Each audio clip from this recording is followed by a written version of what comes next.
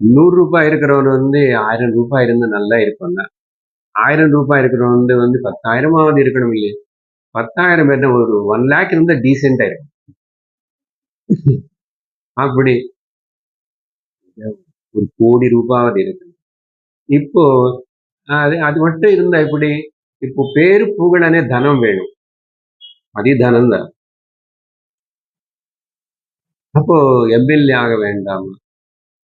அது எப்படி 10 எம்பி ஆகணும், 10 மினிஸ்டர் ஆகணும், ராஜா ஆகணும். அதுக்கப்புறம் ராஜானா எப்படி நானு இந்த லோகத்துல ராஜாவா?